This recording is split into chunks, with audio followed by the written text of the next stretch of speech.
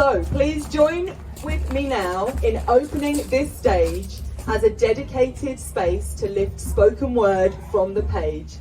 Let's bring our energy and focus to what is happening right here, and let's join together now to clap and to cheer.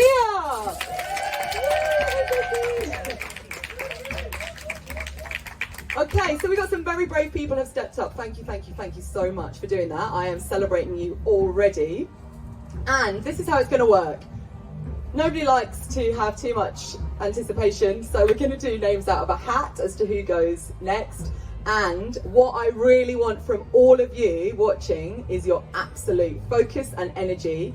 And when that person is coming up, I want you to give them the biggest cheer, because this might be the first time they've ever performed live. So I want you to let them know that you are here for them, you are rooting for them, you want them to do well, you want them to enjoy it. So let's hear it now, let's practice how it's going to be for all of the acts that are coming up to the stage today. How are we going to cheer?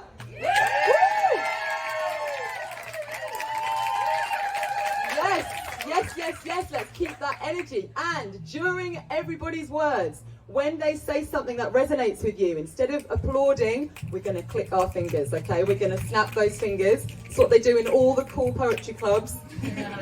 This is one of those now, okay? So we're going to snap our fingers and we're going to appreciate. So, you got wet, okay. Celebrating that.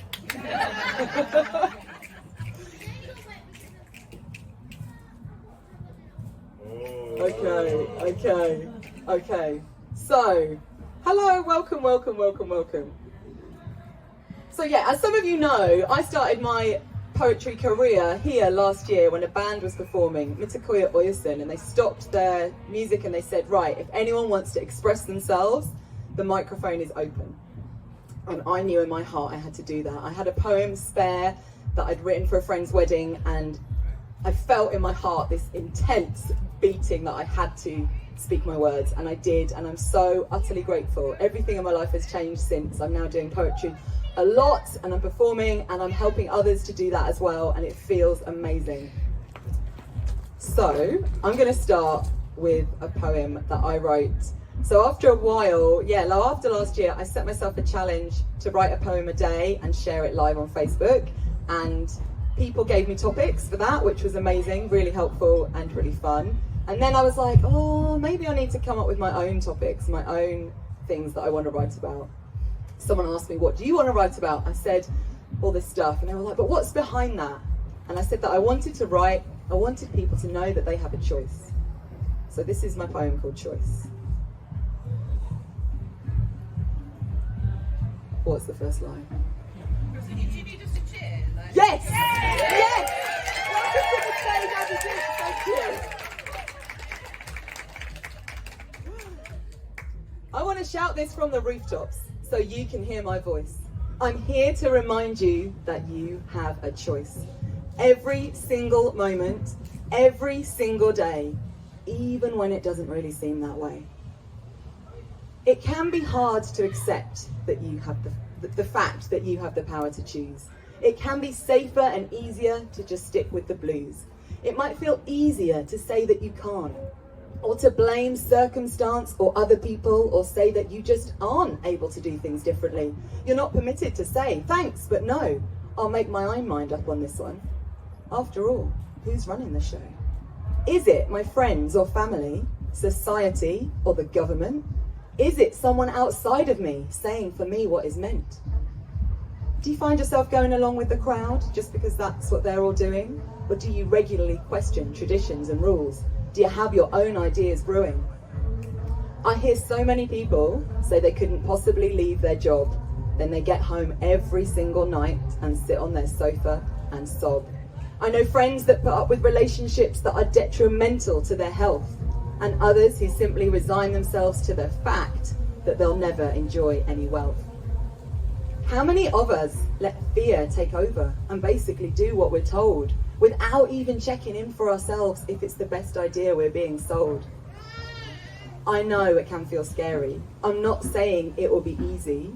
For me, when I've done something different, I'm often left feeling queasy. It can feel unsafe in our bodies to go against the herd. We sometimes believe we must act for the group and our boundaries get all blurred. That's our subconscious mind. It's trying to keep us alive. It's what it's supposed to do. It wants us to be like the others in the tribe, so if they survive, we do too.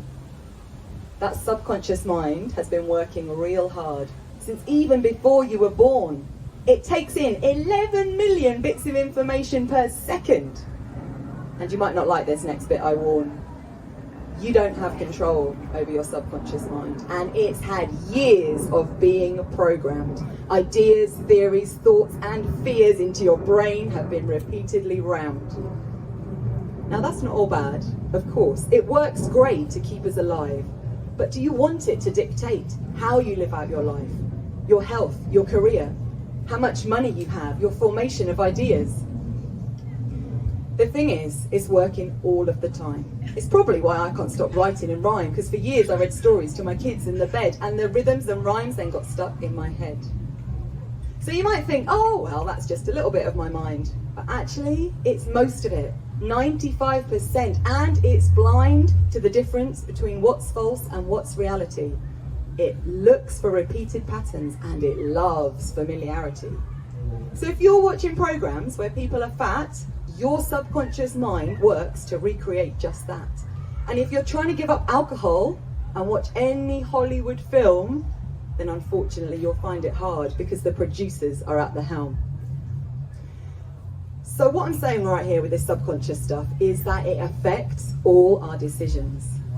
So it is important to check in with what we witness in our lives and on televisions. I made the choice a long time ago now to switch off that box in the corner. I want to live my very best life and no longer feel like a mourner to a life I don't love, where I'm making myself ill, doing things that really don't serve me. So I know I have the choice to reprogram my brain to help me feel more and more free. Okay, so I can choose what I watch, I can choose my friends, but what about this victimhood that feels like it never ends? What about this feeling of being stuck in a situation? Well, just by remembering you have a choice can lead to anticipation of other ideas, of alternatives, where you don't have to feel coy. You can trust yourself to make more decisions that welcome in a bit more joy. When we realise we have a choice, often things then start to feel easier somehow, less of a grind. No longer is life an ordeal. You can choose how to react. You can choose to change. You can choose to get help and to rearrange the thoughts in your head, the patterns, the beliefs, and oh my goodness, then that can bring such relief. So please remember your power, come what may. You always have a choice, every single day. Thank you. Thank you.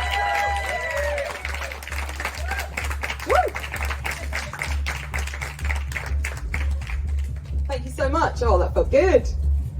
Thank you, guys. My family's here and I'm loving them.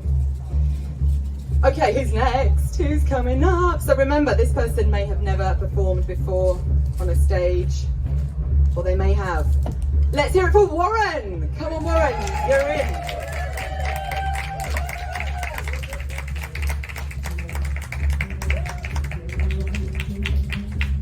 Keep going. He's not at the stage yet. All the way to the stage. Hey.